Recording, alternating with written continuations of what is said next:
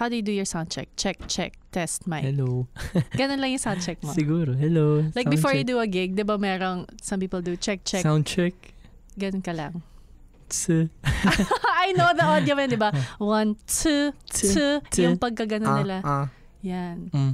Yan. Yeah. It's nice to finally meet you in person. Hi.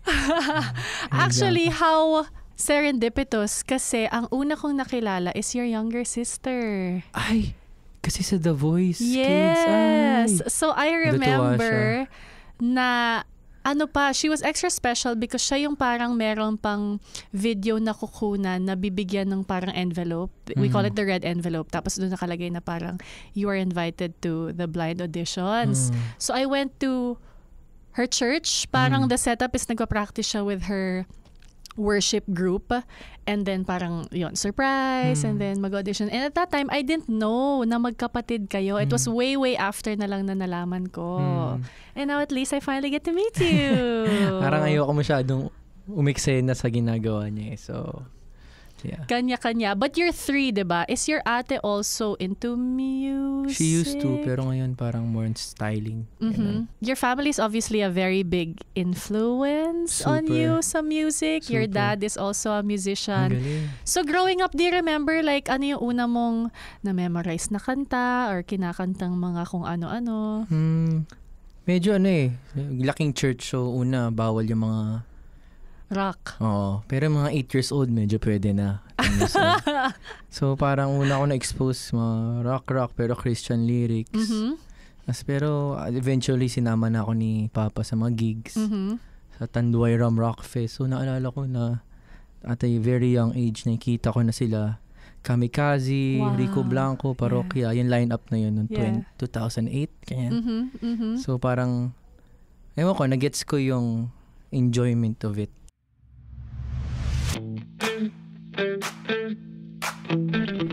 For this episode of Paano Ba To, I sit down with Filipino musician Zild. From his hits QC and Medicina, the 27-year-old singer-songwriter and producer just released his 4th solo album titled Superpower. It has 10 tracks and shows yet another side of Zild's artistry. I love this description of Zild written on his Spotify profile. It says, quote, "Zild is like everyone else, a human creating something great with care, communal experience, like it's a superpower that's built within us." So, 8 years old, sumasama ka, is that what you said? 8, 10. Yeah. Sumasama ka na sa mga rock music. So, dun pa lang, like, it made you feel something. Made me feel alive. Parang gano'n. Pero hindi ko pa gets kung bakit. Yeah. Pero, nung ngayon tumanda ako, parang na-gets ko bakit ganun ko siya na-receive as a kid subconsciously. Yeah. And then, were you singing na nun? Nope. Hindi ako, actually late ako manta, mga 16 years old. Oh, okay. You just liked music. Yeah. Music. So was that the instruments era na mas guitar, keyboard na nun or hindi pa rin? Drums muna, pero bigla ako nag-bass ng 13 kasi ang daming drummer. Pinili ko yung lesser path taken. Okay, so bass. And then, when did keyboard lahat happen? Bigla na lang eventually nung nag-start na ako magsulat ng sarili kong songs. Okay. So parang na-discover ko yung iba't ibang instruments. Okay, so unlike your sister, kasi nga, the sister I was talking about earlier, si Francine, she sings talaga sa church. Ikaw never ka kumanta sa church. Pag absent yung 3 main singers, ako na yung papalit. Ikaw yung rest back.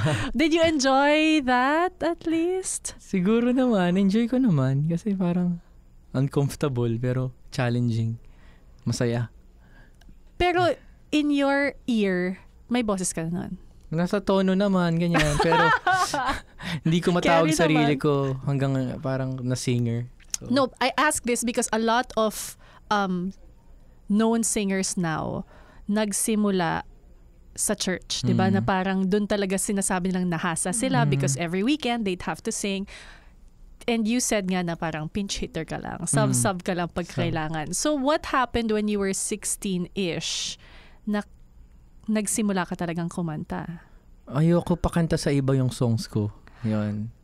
The ones you were writing. Kasi, ewan ko, parang since hindi nga ako makanta ng ibang songs, gumawa ko ng song ko para hindi alam ko mali. Ikaw lang nakakaalam. Wait, so never ka dumaan na era na kumakanta ka ng, because I read that you like nga Maya, E-Heads. Dumaan ka ba sa era na kumakanta ka ng songs nila? Parang sa ano lang siguro, pag with friends sa high school. Pero jamming lang. Hindi yung parang, kunyari maghahanap ng singer. Si Zild pa. Hindi ako yung that person na papakantay ng flag ceremony. Ganun. Sa school, hindi. Walang ganon. Hindi ako recognized as the singer type. Ano ka in school? Papogi. Hindi, joke. Wala lang. Natumutugtog siguro. Tumutugtog na ang guitar no.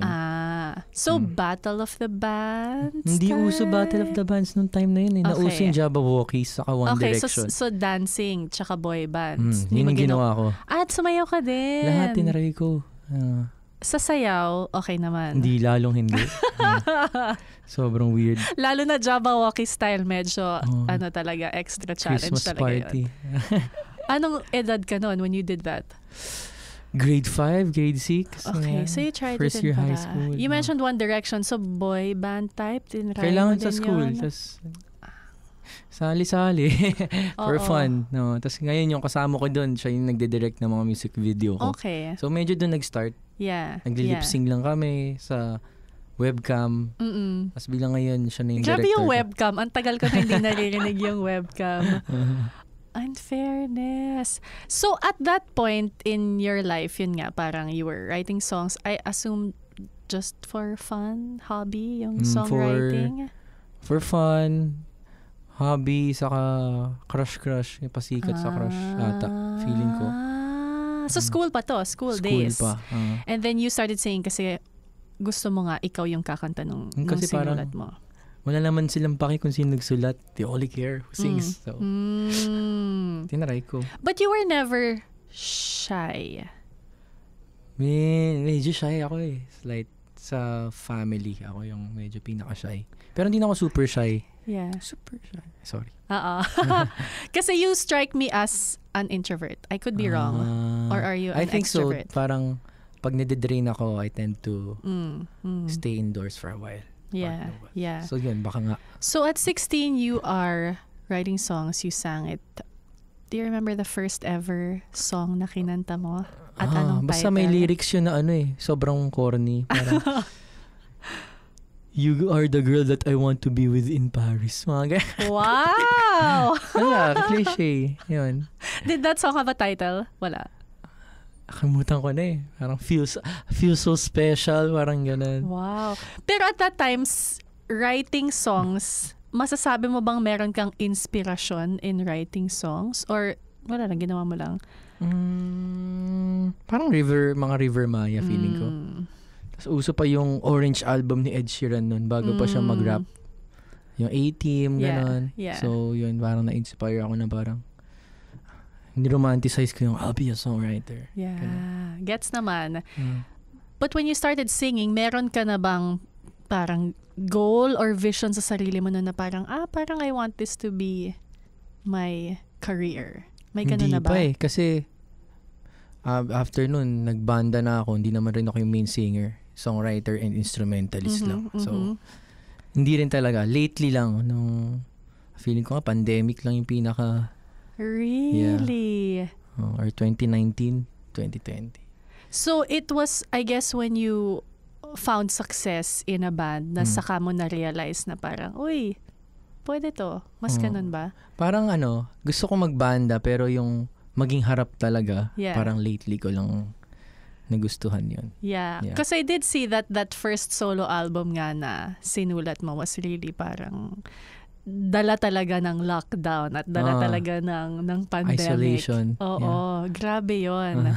But when you, kasi I remember that time, di ba? Lockdown lahat, ibig sabihin lahat ng gig, lahat ng events, lahat ng anything in person, wala. So, nung nagsimula kang isulat yung mga kantang yon, album na ba ang nasa isip mong goal? Or nangyari na lang na, ang daming kantang nasulat?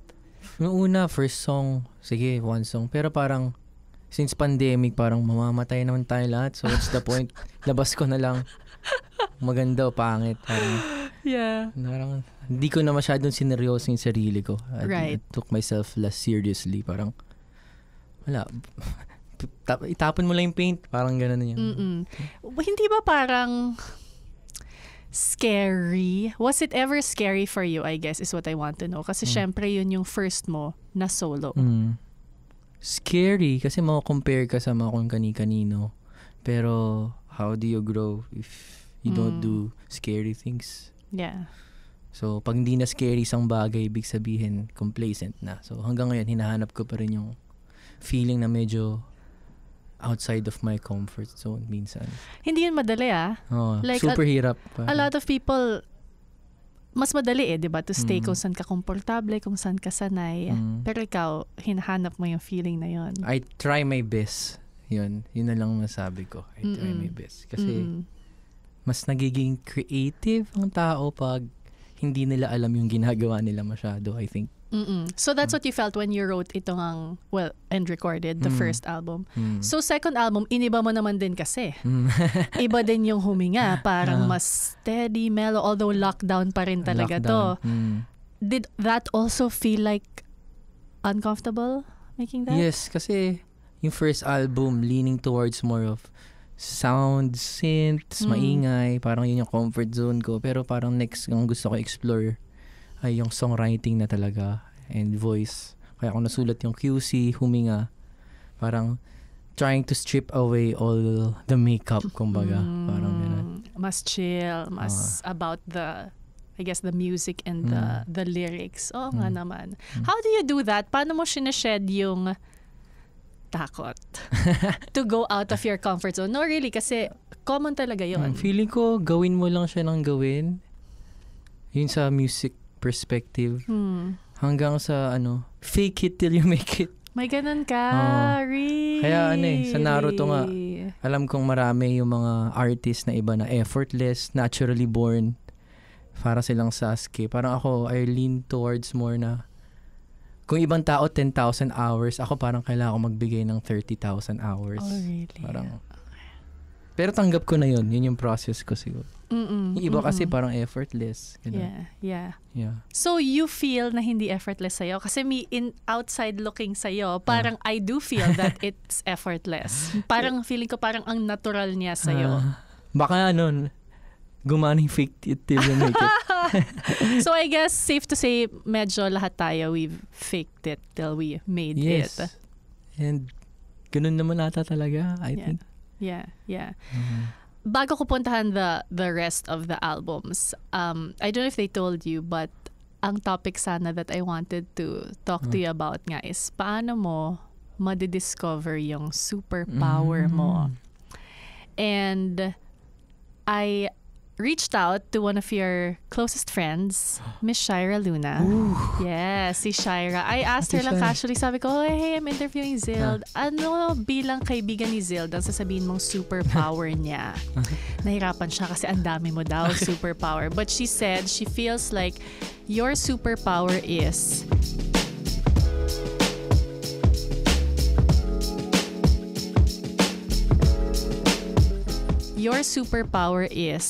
being a shapeshifter. Oh, ang galing Ngayon ko lang na-realize yun. Do you agree? I think so. Kasi mahilig ako mag-reinvent ng stuff and self.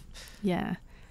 Actually, anyone listening to this or watching to this, you can check out either Shira's page or your page actually, and you'll see parang she sent me this collage of photos na I think she gave it to you for your 24th birthday. She said na parang she's been taking photos of you since 2018. Tapos nag-iiba talaga yung image. Is that a conscious effort? Hindi. Kasi nauumay lang ako, I think. Tapos bilang, ano kayo pwedeng bagong gawin? Again, hindi yun madali Kasi feeling ko as a young person, meron tayong, like me when I was younger, meron kang pakiramdam na ito yung pinapakita ko sa mundo.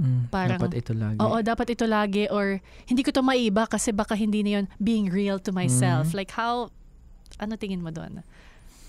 Well, kung ma-feel mong wag mag-iba, then go. Pero kung may instinct kang to change something, then go. Yeah. Walang rules. Pero sa akin, I think, gusto ko gawin siya early pa lang on my career. Para, kung balikan ko man yung iba kong face, uy, parang ulit. Di na sila magulat na nag-iba ako. Kasi parang kung 2035 tas bigla ako nag-iba, parang mahirap na yata.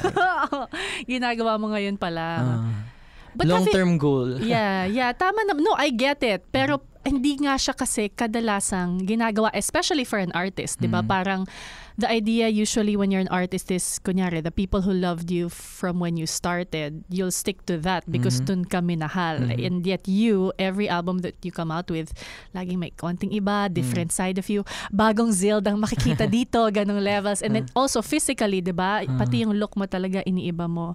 Wala ka nung fear na yun na parang the usual artist image dapat i-maintain mo yun. Meron pa rin. May mga insecurities and fear pa rin na baka ma-disappoint ang tao and ganyan. Pero lagi ko lang binabalikan yung why I started is for self-fulfillment and para ma-express ko kung sino ako. And I think doon ako nagkaroon ng listeners, supporters. Kaya sila nag-resonate, hindi dahil sa style, kundi sa passion and yung love ko sa ginagawa ko siguro. And yung, ayun ko, trying to be authentic as possible. So yun, feeling ko yun rather than the style. Yeah. Pero if you look at it, tama, ako, looking at you, tama, I feel it's super authentic and now, like feeling the energy that you give now, super authentic siya. You. Hindi siya act or hindi siya parang image, aesthetic lang. But paano mo line-resolve na authentic ka but yet pwede ka mag-change and evolve? Like, gets mo? Parang di ba technically interesting. Magkaiba yon but with you, it seems seamless. Sana. Do you still feel na lahat nung era na yon ng Zild is still authentically you? Even if iba-iba siya? Feeling ko naman, parang na-maximize ko yung snapshot of that buhay ko. Parang snapshot ang tingin ko sa albums eh. And feeling ko, lalo na sa generation ngayon, parang wala na siyang, hindi na tayo yung single identity. Parang last time nga, trip ng buong Pilipinas, Have Abby. Tapos biglang, after a week, Beanie. So, feeling ko lahat ng tao ngayon, tapos na yung walls. Na parang, ito lang ako. Parang, enjoy lang nila kung ano yung masaya, authentic, real. Feeling ko lang. Makes sense. No, makes sense. Yeah. Kasi nga, when I read yung description ng iba-iba mong album, technically parang it was under different genres. Pero when you listen to it, merong signature mo pa rin. And I was reminded of nung nag-release si Beyonce ng country quote-unquote country album. Yeah. Tapos parang may statement pa siya na this is not a country album, it's a Beyonce album. And then she quoted, I believe, the first black female country singer na medyo found success. Na sinabi niya many years ago, si Linda Martel said daw, genres are a funny little thing. Kasi nga, technically hindi siya naniniwala sa genre. Do you share that same sentiment even if ganito kang genre, your music is kind of a meld of different ano? Parang genre, tingin ko dyan, wallpaper. Pero yung laman ng phone mo, yun pa rin naman. So, genre is how do you want to present the gift. Or gift wrapper siya.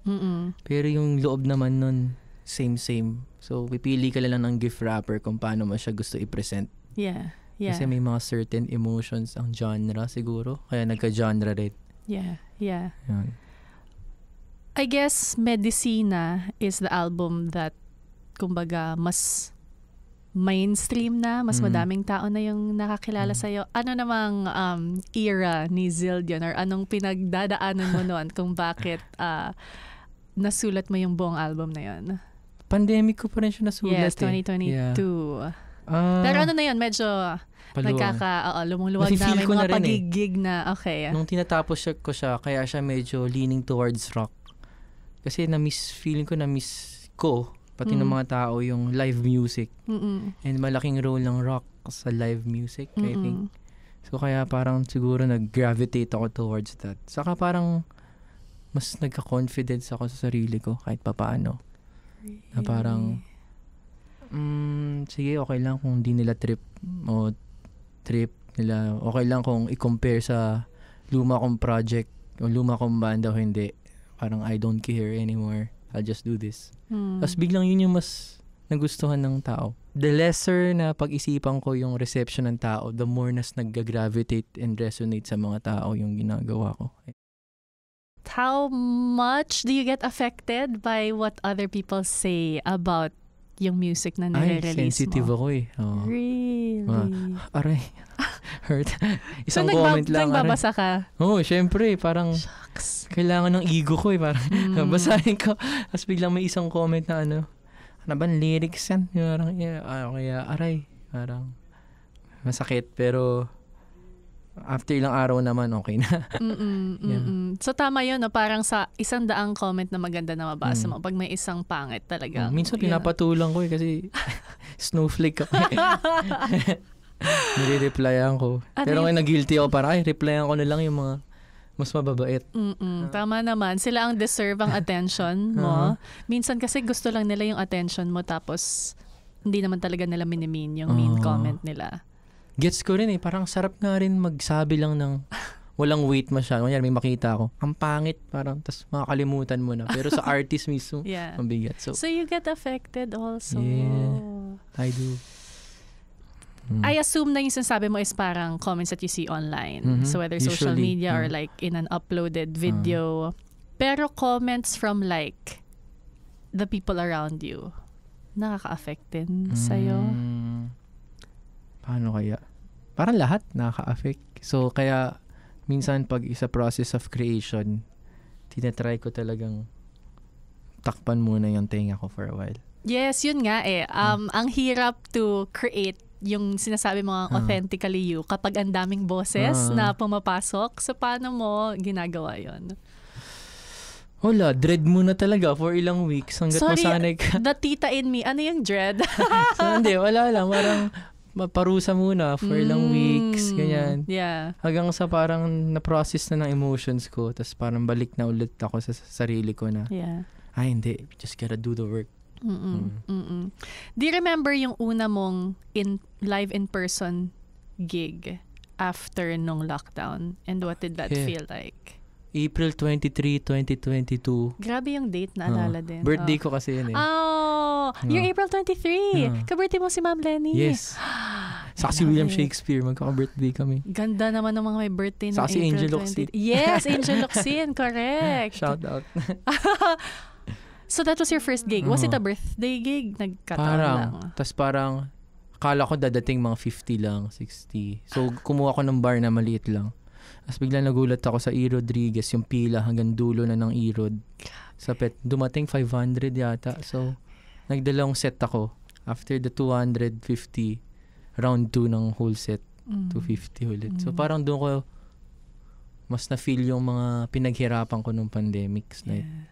That's true, no? Kasi nung music na ginagawa mo ng lockdown, technically, ikaw lang, nakita mo na yung comments, pero I ask this because I remember reading a CNN Life article about you or profile mo, and it was how ang laking bagay mo dun sa pagbalik ng tao to enjoy live entertainment, and especially for your generation na magkaroon ulit ng in-person, real life experiences. So, ang saya nun for you, I'm sure, nung nag-gig ka ulit. Tapos nandyan na yung energy nila. Wala na, hindi na Zoom, hindi virtual, exciting. Basta saya. Hanggang ngayon, parang na-excite pa rin ako with it. Yeah. Live music.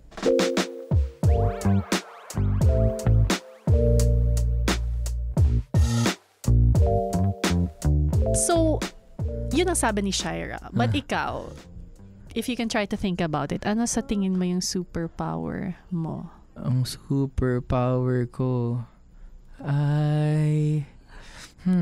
ano kayo magandang sagot dyan? Ang superpower ko ay... Nako, pag mag-tour ka for this new album, yan at yan ang tatanungin sa'yo. Oo. Ay makinig. Yun. Really? Feeling, may nabasa ako eh. It's more important to be interested than to be interesting. Sabi. So, tama. Mas may matutunan ka pag nakinig ka kaysa yung feeling mo, alam mo na lahat. Tama. Yeah. meron din akong i-share na quote. It sort of says, there's a reason why we have 2 ears and 1 mouth. Ooh. Is so that we listen twice as much as we speak. Galing. Ganda, Galing, di ba? galing. Makes Tama. sense. At saka, another one that I heard recently na maganda din, connected to what you said is, ang tenga lang ang hindi natin, well, sa senses. Ang tenga yung hindi natin kayang, wala siyang ability to close itself. Like mata, pwede mong ipikit, bibig, pwede mong isara. No? Tenga daw, it was made. Lagi. Yeah, it's always open. Wait, why do you say listening is your superpower? Feel ko lahat ng ginagawa ko niya is music muna. Kaya naman ako nagawa music kasi nakikinig ako music. Tapos kaya ako may nasusulat kasi nakikinig ako sa mga tao sa paligid ko or sa sarili ko. And siguro kaya rin ako kaya ako nare-recognize as a live musician na nag-ano daw ng live music sa OPM quote and quote kasi pinakinggan ko rin yung mga audience ko kung trip nila to, hindi nila trip to. So feeling ko sobrang halaga niya and kaya rin ako nagkaroon ng real friends kasi nakikinig rin ako. Yeah. Tama, I agree. And that makes so much sense. Paano mo though binabalance yung listening sa ibang tao, like you said, yung sinasabi nilang gusto nila versus listening sa sa'yo, sa gusto mo? Parang yan yung may debriefing bigla.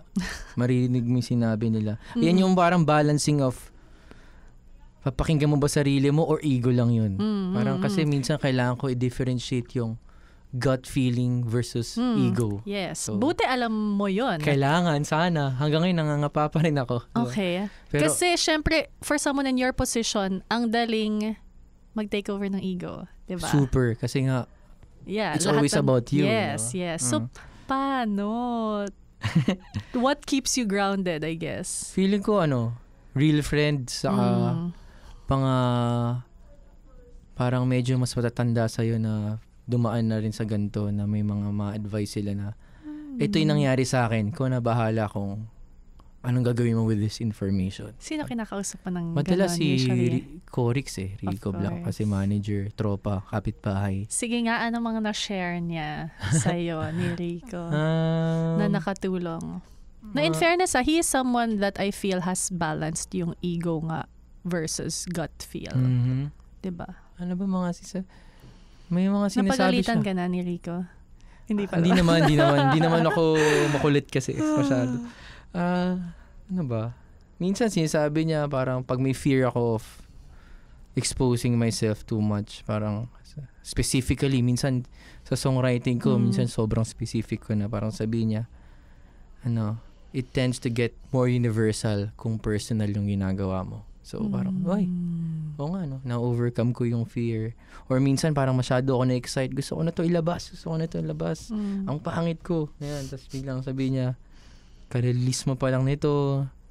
Let time simmer. Pahinga ka muna. Magbakasyon ka muna. Tapos nakakatulong. Kasi parang, nababawasan yung impulsiveness minsan. Yeah. Support system sobrang naging important sa journey mo so far. Sobra. Are you hard on yourself? Feeling ko naman, So, is that a good thing or a bad thing? Lahat ng bagay may good and bad. Ang good nun siguro, yung party ko hanggang 3 a.m. lang. Parang guilty ako eh. Pero ang bad dun siguro, parang masyadong magiging hard on yourself. Parang pressure mo yung sarili mo, itao ka lang. Minsan, mahalaga rin yung rest sa productivity. So, yun lagi ko nire-remind sa sarili ko. Oh yes, of course. I think naman normal na in your 20s, hindi mo masyadong tinitake to heart yon. Kasi syempre kaya mo Kaya mo walang tulog, tas dire-diretso ka. Pero yes, sa lahat ng mga 20-somethings and even teens, rest is super, super, super important. Medicina was 2 years ago.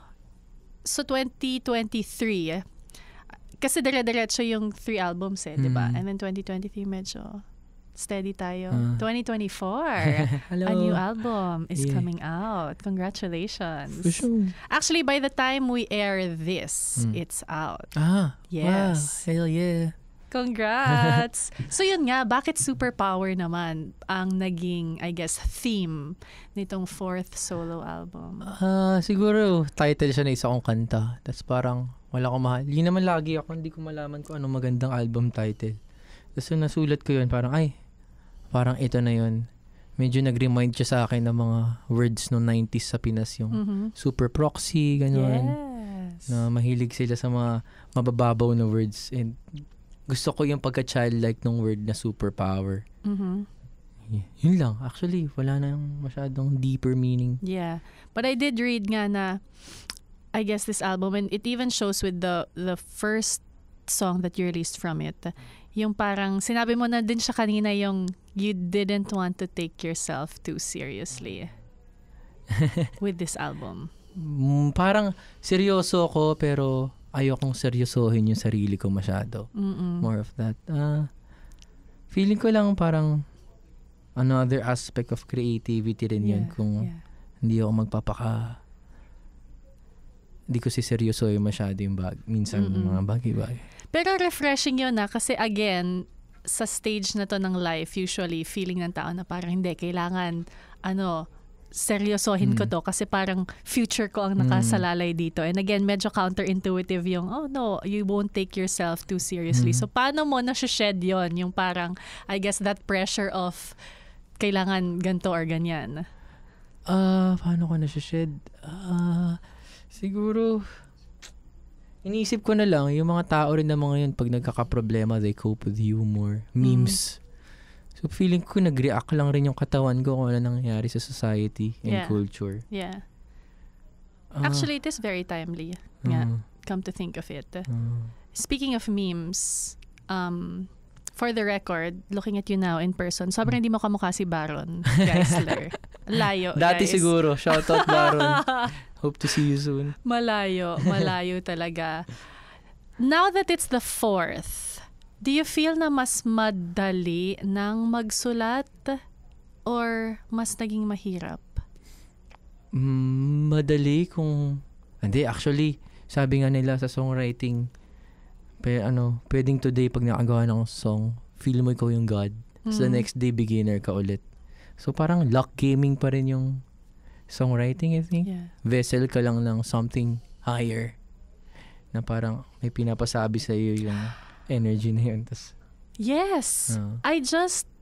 I'm still reading The Creative Act ni Rick Rubin. Yes. May ganun din siya. Did you see that part? Anyway, meron siyang sinabi na parang merong ether ang creative world. And tayo, yun nga, mga vessel, that's exactly the word he said, mga vessel lang tayo. At kung hindi mo nilabas at nilabas ng ibang tao, it just meant na the idea was ripe and was ready to go out into the world. Kaya siya lumabas. And he was talking about how kailangan as an artist, may clarity ka in your mind Antena, para ma-tap mo yung ether. Do you feel that has happened in your career? Feeling ko And very routine-based ako. So, I just show up every day. Kung walang magawa, it's okay. Pero kasi minsan may striking Pero sobrang important sa akin ng showing up. Yes. He said exactly that, na parang merong may mindset or may iniisip usually ng tao na kapag creative ka, you'll only work when you feel that inspiration. Pero sabi niya, actually, hindi. You have to keep doing it kasi doon lang lalabas. Do you agree? Yun yung process ko. Yung iba kasi, hindi ganun Pero sa akin, that works. Yeah. Parang showing up. Yeah. So, when it strikes, do you remember the song that you wrote in the fastest time? QC siguro. As in, ilang minutes? 30 minutes? Wow. An hour. Lyrics yun? Or pati like the tune was in your head na? Yun na rin. Sabay lang, bigla na lang. Tapos, parang di ba to cringe? Parang jeepney, kamuning. Tapos pinarinig ko sa friends ko parang, uy, something to. Tapos, okay. Yun pa yung pinakamabilis. You know, I remember interviewing Ellie Buendia way back. And Huling parang, El Bimbo, di ba? yes, 5 minutes, he said. Yun nga Nangyayari talaga, no? Minsan siguro. Sana. Pero you don't get that always. Right. So, parang sinasabi ko sarili, do I stop if I don't get that? Yeah. No. Yeah. I think a lot of people who are listening to this, whether nasa creative field sila or hindi, parang feeling ko, nowadays, everyone creates something, whatever it is. And dun sa mga nandun pa rin sa journey of finding kung ano ba yon, saan ba sila, paano kaya nila malalaman ano yung superpower nila or ano yung lane nila? May mga signs ba? Do you believe? Feeling ko first yung basic, do what you love. Tapos, and just keep doing it again. Kung pagdodoktor man yan, or pagiging driver, kahit ano pa, kung nakakuha ka ng satisfaction na walang kapalit kahit anong bagay sa mundo, just keep doing that. And feeling ko sasagot naman yung universe na parang, good job, boy. Yeah. Yan. Yeah. Oh, thank you so much, Salamat, Zil. Maraming salamat. There are a lot of factors before we're able to figure out what our unique superpower is. But sometimes we may not notice it's our superpower because it comes so easy to us. So maybe that's something to think about. And again, huwag seryosohin yung sarili masyado. Wala tayong single identity. When something makes you scared, that is how you'll grow, and the universe will give you answers. Paano Ba To is created and hosted by me, Bianca Gonzalez, with podcast producer Anika Neri and edited by Paolo Halili. To be part of our community of supers, you can follow at Paano Ba To on Instagram and join our private Facebook group, the Paano Ba To Super Group. Till our next episode, stay super, supers! You mentioned two names kanina and I wanted to ask you about it. You mentioned Hev, Abby, and Beanie. Nakikinig ka ng songs nila? Yeah. Nakikinig ako ng kahit anong songs. You listen to all kinds of songs? Yung dance, alam mo? Hindi. Hindi ka nga pala dancer. Hindi. Ano yung nasa playlist mo ngayon usually? Like right now. As of this recording, which is July 2024, what's on your playlist? Check ko nga.